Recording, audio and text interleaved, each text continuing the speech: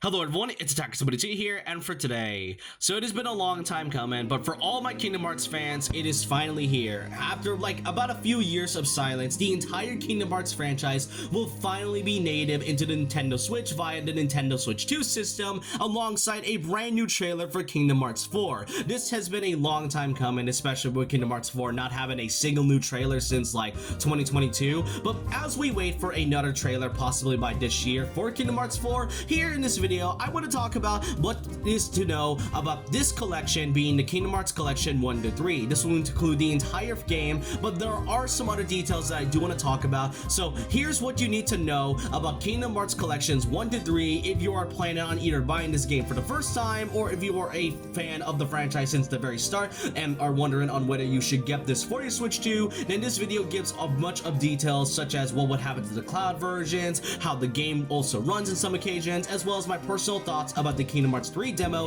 that came alongside with it last week. So I hope you guys enjoyed this video nonetheless, and here's what you need to know about the upcoming Kingdom Hearts collection for your Switch 2 as well as PS5. As the first thing I want to talk about is that it is shown on the Amazon exclusive page that we are going to be getting a new edition for this game's collection, which will not only feature two versions of the game but as well as a double-sided poster which features the new art for the game's collection as well as the box art of the first ever Kingdom Hearts game. And I did say two versions because not only is the Kingdom Hearts collection coming into the Nintendo Switch 2, but it will also be part of the PlayStation 5. I've seen some fans wanted to have an upgraded version of Kingdom Hearts 3 for the PlayStation 5 at some point, and now we're actually seeing that in full fruition, which is really great to know since I do own me a PS5. But the thing is that since I want to be consistent, I may get this game for my Switch 2 after all, since it is now able to run properly when it comes to, actually running a game like Kingdom Hearts. But another thing is that just like with any other version of the past titles that was ported into other systems like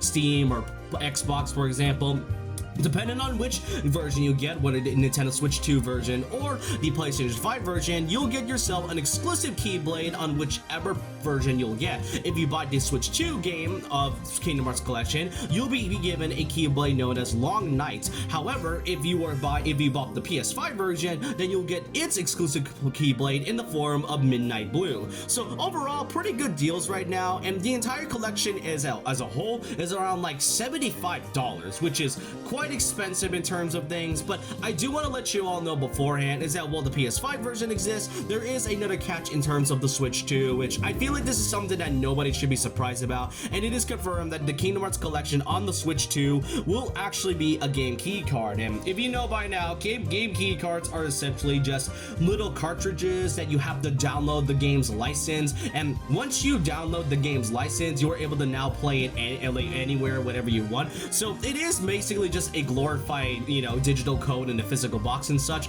but still, it is basically expected, especially when Square within the last year since the Switch 2 has always been putting their games on key cards. And it is also pretty noticeable that they aren't able to transfer data into certain Switch games and Switch 1 games into the Switch 2, even if you did buy that version. So I do want to let you know ahead of time that if you are planning on getting the collection of Kingdom Hearts, then you do need to be wary about this key card thing. Not to mention, the entire gigabyte size here is around 128 gigabytes, which is really large to say the least, and compared to some of the other, gigabyte size for the Kingdom Hearts franchise, it is kind of understandable as to why some of the titles that wasn't able to be running on the Switch 1 at all. Still, it does seem a bit disappointing that we are getting a key card of it, but nonetheless, it is still an option if you are planning to get it at some point. And while we're at it, I think it's time we talking about the fate of the cloud versions for the Kingdom Hearts games. As a recording of this video, you are not able to purchase any of these three games that are on the cloud version that is on the Nintendo Switch eShop. This was all confirmed via the official Kingdom Hearts Twitter account that you can pretty much play the cloud version of these games up until June 9th of 2027. And once that day comes, all servers will shut down, pretty much making these versions fully lost media. And I think it's great best to say that no nobody really liked cloud gaming. It is not only seen as a scam, but also really pointless, especially for games that could easily be run on consoles like the Switch 1, for example. Like, I could definitely get Kingdom Hearts 3 not being able to run a Switch 1, but Kingdom Hearts 2 and 1, that definitely does not make sense whatsoever. So good riddance, we aren't really going to be seeing the cloud versions anymore, but there is still an added benefit for those that did buy the cloud versions of any of these titles, is that you will actually be given a 50% discount on any of these 3 versions that you have bought. Like, I actually bought the 1.5 and 2.5 remix years ago on my Switch 1, and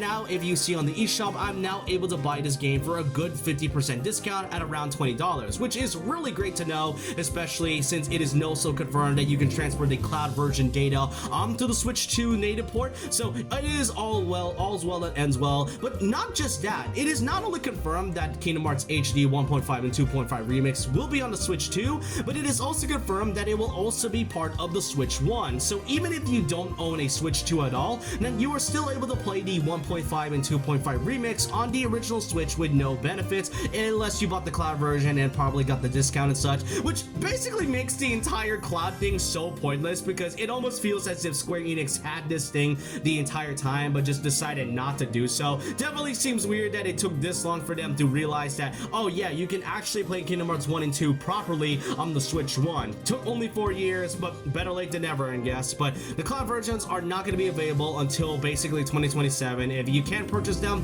then too bad, they are simply lost media. Now, of course, with a brand new Kingdom Hearts title that will be on a new console, comes with a brand new artwork that was provided and drawn by Tetsuya Nomura, and this artwork looks really incredible. You get to see all of the different locations that you've seen throughout the series, all 3 versions of Sora, Donald, Goofy, Mickey Mouse, and okay, why does Donald have like 5 fingers on one hand but like 4 fingers on the other? Wait, why does Sora's 1 and 2 have like the same expression and face? So yeah, I think what many fans kind of noticed when this was first shown is that there is a good likely chance that this artwork is probably generated with AI. Now, it is not fully confirmed. This is all fully speculation, but some fans have garnered and took notice of the artwork. Some felt that it looked a bit off, and someone had made this diagram of why this artwork looks almost AI generated and such. Now, for me personally, I don't really think that it is AI generated. Like, I highly doubt that Nomura would want to use anything that is related to AI, especially since he is like one of my favorite character designers and artists out there when it comes to video games, and Kingdom Hearts is always renowned for its artwork. But I highly doubt that this is AI generated. For me though, I kind of feel like this is more AI upscaled, because there are some parts that look really off in some cases, like Donald's zippers, for example, and like Kingdom Hearts 3 Sora's shoes and having like these weird cube, like square cube things, and not like the crowns that is actually shown in game. But still, it is not really confirmed on whether or not this is fully AI and such, or even like AI generated or upscaled. It is kind of best to wait until like Square gives us at least a bit of a detail. But overall, I still find it pretty frustrating that we are living in a time where AI is straight up affecting the whole gaming community and such, and the whole landscape of gaming as a whole. I generally do hope that this does not affect anything at all, because I highly doubt that this is AI generated. But for me though, it does feel more AI upscaled, but we won't really know until Square Enix gives us like an actual confirmation.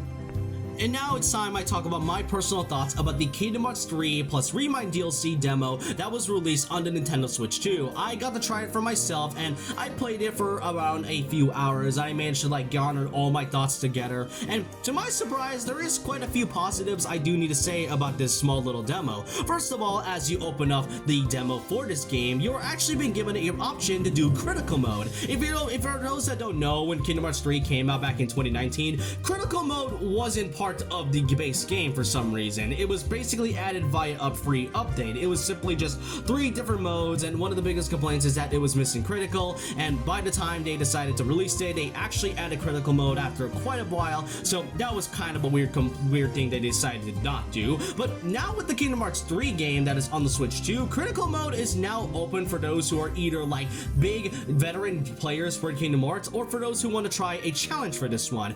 And now, as for the game itself, itself, the question is, how well does it run compared to things like the PlayStation 4 and Xbox or Steam?